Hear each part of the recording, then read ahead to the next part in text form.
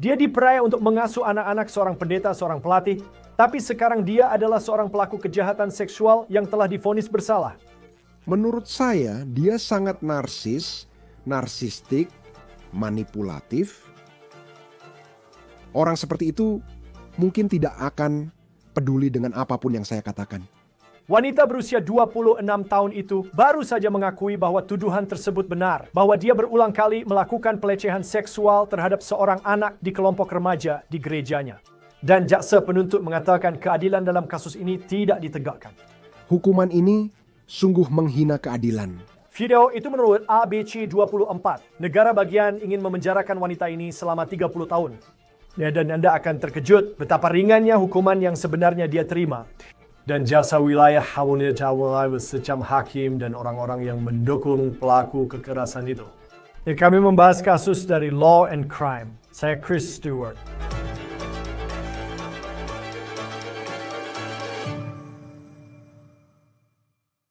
Kisah ini tentang sering predator seksual, tentang session yang berada dalam posisi berkuasa, entah itu pelatih basket atau pemimpin kelompok remaja di gereja. Dia menyalahgunakan kepercayaan yang diberikan untuk memanfaatkan anak di bawah umur. Sekarang saya akan memberitahu Anda betapa ringannya hukuman yang akan diterima oleh wanita yang Anda lihat di sini, Lindsay Whiteside, sebentar lagi. 26 tahun. Dia tinggal di DeSoto County, Mississippi, yang terletak tepat di selatan Memphis, di seberang perbatasan negara bagian. Sekarang keluarga Whiteside sangat berpengaruh di DeSoto County, Mississippi. Bahkan jaksa ini dalam kasusnya mengatakan bahwa beberapa hakim harus mengundurkan diri karena mereka memiliki hubungan dengan keluarga Whiteside. Saya ingin Anda melihat gambar ini. Terlihat jersey Whiteside tergantung di dinding gym tempat dia bermain basket saat sekolah menengah atas. Lindsay bermain basket perguruan tinggi di Universitas Lipscomb, sebuah universitas swasta di Nashville. Ini adalah fotonya di situs web sekolah tersebut. Dia dulu pernah menjadi pelatih basket putri di sekolah menengah di DeSoto County. Selain punya akses ke anak muda di sana, dia juga sangat aktif di gereja. Tidak ada yang mengaspal di sana, tidak ada yang mengaspal jalan masuk rumah mereka. Amin. Whiteside bekerja di sebuah gereja lokal, Gereja Getwell di Hernando, Mississippi. Itu gereja baptis, dan dia koordinator mahasiswa serta penjangkauan. Sekarang menurut kata-kata jaksa, dia menggunakan Injil sebagai senjata. Dia dipercaya untuk memimpin jemaat. Dia dipercaya untuk mengurus anak-anak. Dan dia mengkhianati kepercayaan itu. Dia menjadikan Injil Yesus Kristus sebagai senjata. Dia memanfaatkan kerentanan seorang anak yang sedang menghadapi masalah pribadi untuk mendapatkan akses dan memanipulasi seluruh jemaat. Tapi yang lebih buruk lagi dan lebih spesifik, dia memanipulasi sebuah keluarga melalui pola pelecehan yang tak terbantahkan. Itu bermula dari bulan-bulan pembujukan, lalu berlanjut dengan berbulan-bulan pelecehan seksual yang terus-menerus dengan cara yang paling buruk. Saya tidak bisa merangkum keseluruhan pelecehan ini dalam konferensi pers singkat. Cukup saya katakan, saya benar-benar percaya bahwa jika ini dilakukan oleh seorang pria terhadap seorang wanita muda, kita pasti akan melihat hukuman sekitar 20 tahun penjara. Jaksa DeSoto County tidak menahan diri usai hukuman Whiteside yang akan kita bahas nanti. Ini konferensi pers setelah sidang vonis menurut ABC 24 di Memphis. Penyelidikan ini dimulai pada bulan November tahun lalu. Jaksa menyatakan ada yang melapor Whiteside melakukan pelecehan seksual pada gadis di bawah umur di kelompok remaja gerejanya. Sekarang ternyata Whiteside telah melakukan pelecehan seksual dan merayu anaknya itu sejak bulan Mei tahun lalu. Dan pelecehan itu berlanjut hingga musim gugur. Ada ketika penegak hukum mulai menyelidiki, mereka menemukan pesan teks yang memberatkan. Dan bukan hanya satu atau dua. Mereka mengatakan bahwa mereka memiliki 64.000 halaman pesan teks antara Whiteside dan korban. Mereka juga memiliki surat-surat yang ditulis Whiteside kepada korban ini dengan kop surat dari gereja. Jaksa wilayah mengatakan mereka sudah punya bukti kuat terhadap Whiteside sehingga dia tidak akan punya peluang di persidangan. Dia mengaku bersalah atas pelecehan seksual anak di bawah umur. Ini adalah gambar Whiteside di pengadilan saat penjatuhan hukuman menurut WREG TV. Korbannya sekarang berusia 18 tahun. Korban tersebut memberikan kesaksian. Dia memberikan pernyataan yang penuh emosi menurut para wartawan tentang dampak pelecehan seksual yang telah terjadi dalam hidupnya dan akan terus mempengaruhi hidupnya. Jaksa penuntut ingin Whiteside dijatuhi hukuman penjara maksimal 30 tahun. Namun hakim memiliki rencana lain. Whiteside dijatuhi hukuman 3 tahun tahanan rumah dan 7 tahun pengawasan. Dia harus mendaftar sebagai pelaku kejahatan seksual seumur hidupnya, tetapi dia tidak harus menghabiskan 1 hari pun di penjara. Berikut reaksi jaksa penuntut. Pria ini kembali tidak menahan diri. Putusan ini benar-benar menghina keadilan. Ini tidak benar dan sepenuhnya salah. Inilah alasan mengapa orang mempertanyakan apakah institusi kita benar-benar melayani korban. Ini adalah pesan yang salah. Sangat sulit bagi korban kejahatan, terutama seorang anak, untuk maju dan kemudian suaranya dibungkam oleh putusan yang sangat buruk. Kekeliruan dalam penegakan keadilan membuat korban di masa depan semakin sulit untuk mau maju dan berani. Saya ingin memberi penghargaan kepada korban dan keluarganya dalam kasus ini. Saya jarang melihat keberanian dan keyakinan seperti itu. Saya menganggap ini sebagai kehormatan dan kebanggaan terbesar dalam karier saya karena telah mewakili mereka dalam proses ini. Saya sangat kecewa karena kami tidak mendapatkan hasil yang menurut saya pantas. Saya bangga karena korban kami sudah melakukan hal yang benar, yaitu membela diri sendiri. Kami tak mendapat hasil yang diinginkan, tapi itu tak bisa diambil dari kami. Lindsay Whiteside harus mendaftar seumur hidupnya sebagai pelaku kejahatan seksual terhadap anak-anak, yang semoga menjadi tanda bagi masyarakat bahwa dia adalah jenis ancaman terburuk yang tidak pernah bisa dipercaya. Jasa wilayah yang adanya berspikulat betapa kecewanya dia dengan putusan ini. Dia juga menyinggung orang-orang yang menulis surat dukungan kepada hakim. Whiteside. Itu salah satu alasan kenapa saya sangat terganggu dengan banyaknya simpatisan pedofil yang menulis ke pengadilan. Dan secara khusus, Michelle Henley adalah anggota dewan sekolah kita yang terpilih. Korban kita saat itu adalah seorang siswa di salah satu sekolah yang seharusnya dibantu untuk dikelola oleh Michelle Henley. Namun, dia menulis surat dukungan untuk terdakwa dan bersaksi tentang karakter baik terdakwa yang menurut saya, orang yang melakukan pelecehan seksual anak tidak memiliki karakter baik. Saya tidak peduli seberapa banyak kebaikan yang telah kamu lakukan di dunia ini, jika itu diikuti dengan melakukan tindakan seksual berulang terhadap seorang anak. Ini adalah seseorang yang tidak korban momen luar biasa atau penilaian yang lalai. Ini lebih mirip dengan seekor singa betina dewasa yang mengintai mangsanya, lalu menerkam saat tidak diduga, dan kemudian terus melakukannya berulang kali. Lindsay Whiteside melakukan kejahatan seksual terhadap korban ini saat perjalanan gereja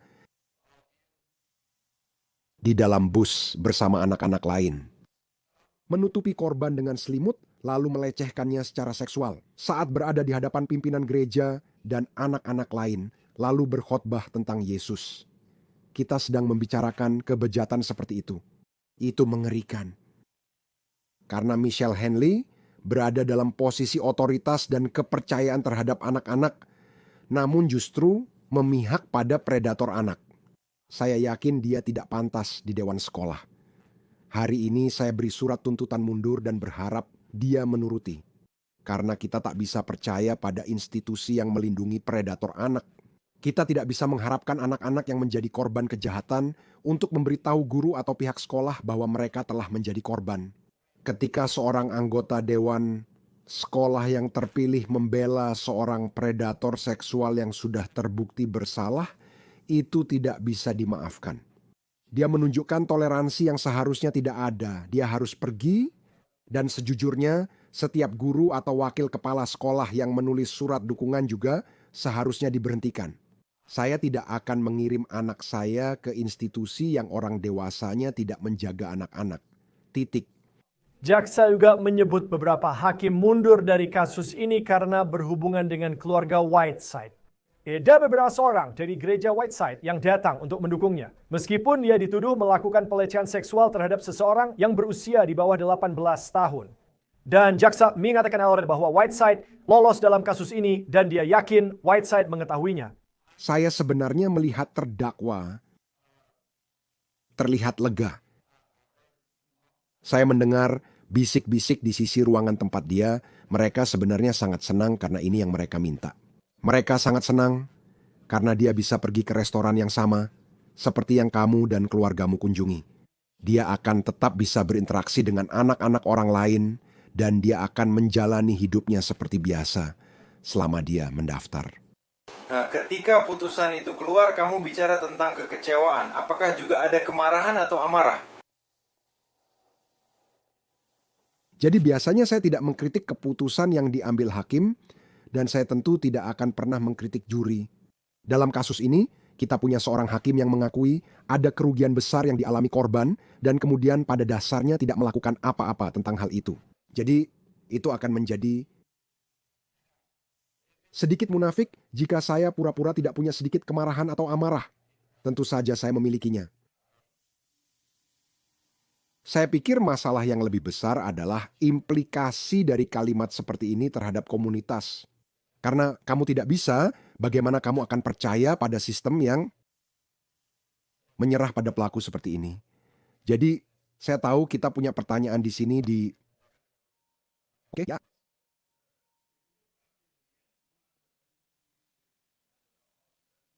Jadi, kita tidak punya opsi untuk banding atau peninjauan hukuman dalam bentuk apapun. Ketika seorang hakim sirkuit membuat keputusan, itu sudah menjadi keputusan. Itulah mengapa pemilihan umum sangat penting, karena pemilih adalah satu-satunya orang atau satu-satunya pihak yang memiliki pengawasan terhadap hakim sirkuit. Yang terbaik yang bisa saya lakukan, meski masih terlalu awal bagi saya, benar-benar bisa memberikan indikasi apakah itu akan membantu.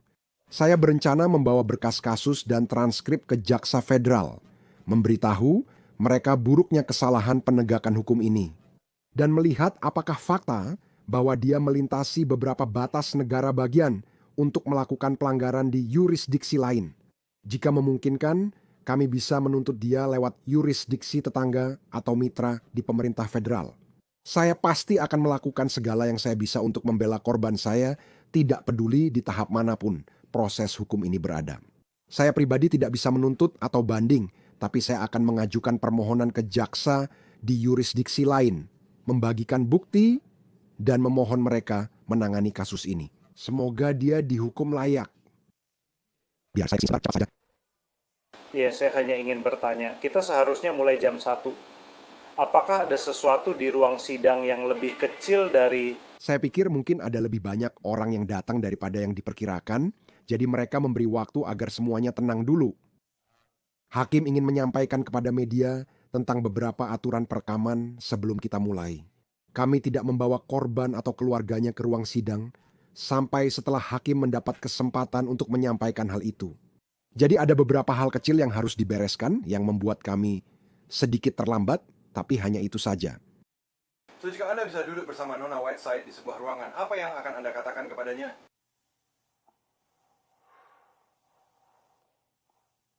Menurut saya, dia adalah seorang narsistik, manipulatif. Orang yang mungkin tak ada satu kata pun dari saya yang benar-benar masuk ke pikirannya. Hari ini, dia banyak mencari alasan untuk dirinya sendiri dan meremehkan perbuatannya. Saya pikir dia belum benar-benar mengerti. Dia begitu terobsesi pada dirinya sendiri, sehingga berbicara dengannya hanya akan semakin memicu keinginannya untuk mendapatkan perhatian. Dia ingin menjadi istimewa. Dia ingin mendapatkan perhatian dari jemaat, media sosial atau apapun, tapi dia tidak istimewa. Dia hanyalah seorang predator anak-anak. Dia paling banter hanya terkenal karena hal buruk. Dan dia tidak akan dikenang karena warisan ayahnya. Dia tidak akan dikenang atas kontribusi apapun yang keluarganya berikan untuk pendidikan. Dia akan dikenang karena siapa dirinya, yaitu seorang pelaku kejahatan seksual terhadap anak-anak. Jaksa wilayah dilarang mengajukan banding atas keputusan itu. Hakim didakwa mengingkari kepada ruang sidang bahawa tidak ada seorang pun yang akan senang dengan keputusannya. Keluarga korban marah pada keputusan hakim. Berikut informasi lanjutan dari konferensi pers emosional Jaksa Wilayah DeSoto County, Mississippi beserta pernyataan keluarga korban. Saya sebenarnya melihat terdakwa terlihat lega. Saya mendengar bisik-bisik di ruangan tempat dia berada. Mereka sebenarnya sangat senang. Ini memang yang mereka inginkan.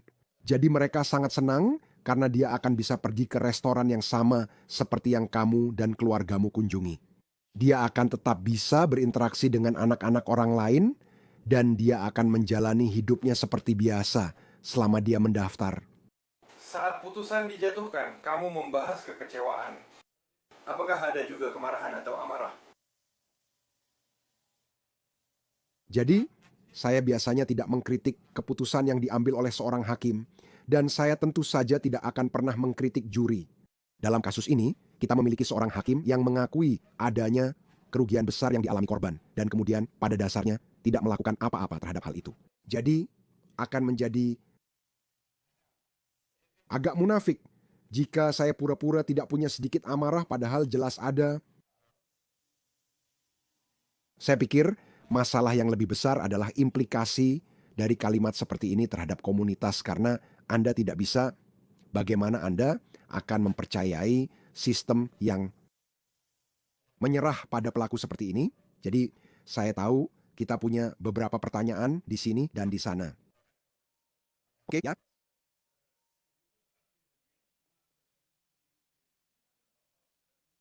Jadi kami tidak memiliki opsi untuk banding atau peninjauan hukuman dalam bentuk apapun. Ketika seorang hakim sirkuit membuat keputusan, itu sudah menjadi keputusan. Itulah mengapa pemilihan umum sangat penting, karena pemilih adalah satu-satunya orang atau satu-satunya pihak yang memiliki pengawasan terhadap hakim sirkuit. Yang terbaik yang bisa saya lakukan, meski masih agak terlalu awal bagi saya, bisa mengindikasikan apakah itu membantu. Tapi saya memang berencana membawa berkas kasus saya dan transkripnya ke Jaksa Federal, memberitahu mereka betapa parahnya kesalahan penegakan hukum yang terjadi, dan melihat apakah berdasarkan fakta bahwa dia melintasi beberapa batas negara bagian untuk melakukan pelanggaran seperti ini di yurisdiksi lain. Mungkin kami bisa menuntut dia lewat yurisdiksi tetangga atau melalui rekan di pemerintah federal. Saya pasti akan melakukan segala yang saya bisa untuk membela korban saya, tidak peduli di tahap manapun prosesnya. Saya secara pribadi tidak bisa menuntut atau mengajukan banding atas apapun, tapi saya pasti akan mengajukan permohonan kepada jaksa di yurisdiksi lain. Berbagi bukti dan memohon agar mereka mengambil kasus ini. Semoga dia dihukum semestinya. Biar saya kesini dulu, sungguh. Sebelum kita lanjut, saya hanya ingin bertanya. Tahu kan, kita seharusnya mulai jam 1. Ada hal di ruang sidang yang belum kami ketahui. Saya rasa mungkin ada lebih banyak orang yang datang daripada yang diperkirakan, jadi mereka memberi waktu agar semuanya bisa tenang dulu. Hakim ingin menyampaikan kepada media tentang beberapa aturan perekaman sebelum kita mulai. Kami tidak membawa korban atau keluarganya ke ruang sidang sampai hakim mendapat kesempatan untuk menyampaikan hal itu. Jadi ada beberapa hal kecil yang harus dibereskan yang membuat kami sedikit terlambat, tapi hanya itu saja. Jika Anda bisa bertemu Nona Whiteside, apa yang akan Anda katakan?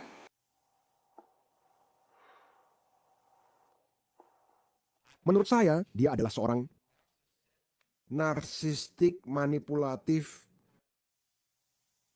orang yang mungkin tak ada yang bisa saya katakan akan benar-benar masuk di pikirannya. Saat kami berdiri di sana hari ini, dia membuat alasan untuk dirinya sendiri. Dia meremehkan apa yang telah dia lakukan.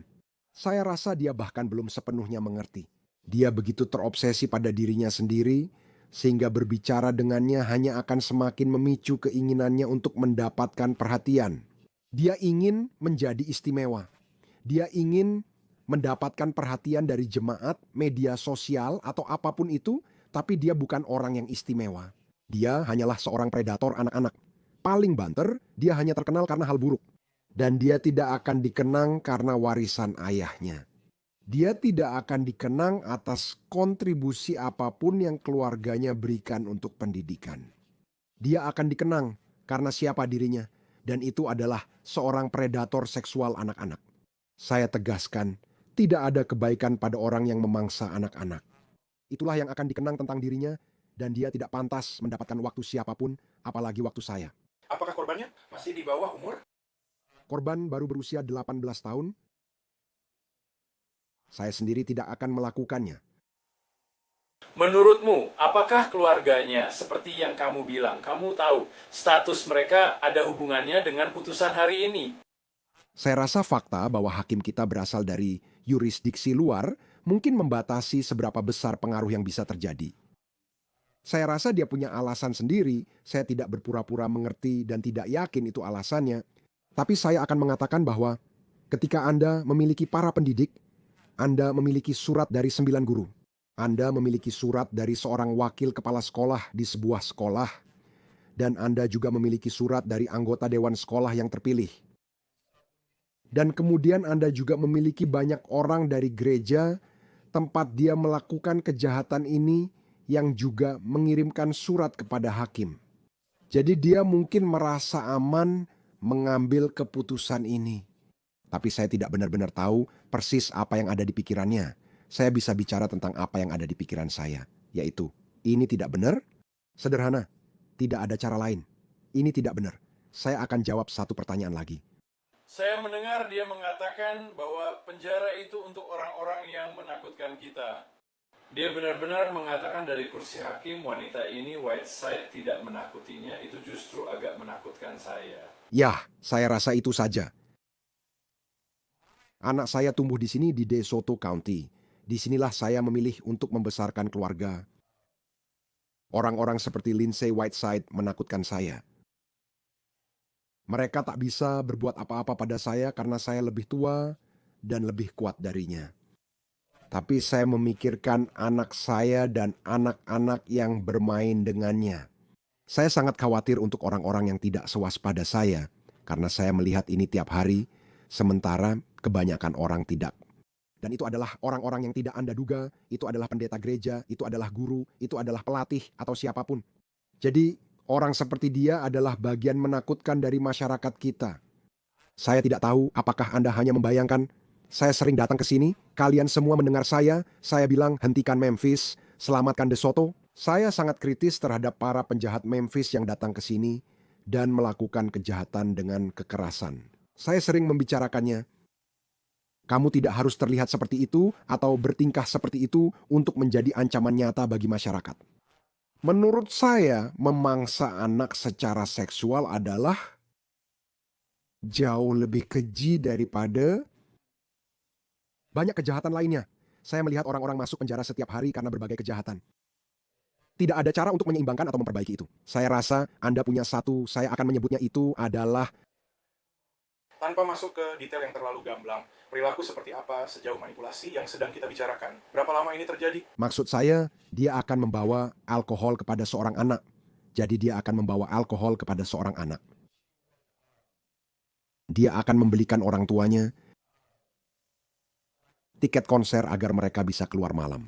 Dia akan menawarkan diri menjaga anak, membuat reservasi dan berkata, "Hei, aku bisa menjaga anak." Dia bertanggung jawab atas logistik untuk kelompok gereja ketika mereka membawa anak-anak dalam perjalanan remaja dan perjalanan gereja, perkemahan gereja, hal-hal seperti itu. Jadi dia memiliki kendali logistik untuk menentukan di mana anak-anak akan menginap, di kamar mana mereka akan tinggal, di ranjang mana mereka akan tidur dalam pengaturan asrama, hal-hal seperti itu, di mana mereka akan duduk di bus dan sebagainya.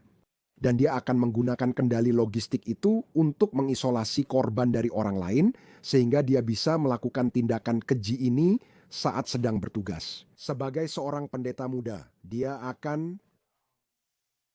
saya hanya akan mendorong semuanya prototipikal. Semua praktik perawatan diri ditunjukkan oleh Lindsay Whiteside. Maksud saya, kita bisa menulis buku tentang itu.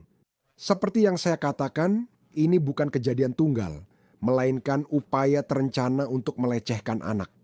Dan saya pikir siapapun yang mendukung itu seharusnya malu, dan itu saja yang ingin saya sampaikan. Itu saja untuk On The Case dari Law and Crime. Berlangganan di YouTube dan Spotify, saya Chris Stewart. Sampai jumpa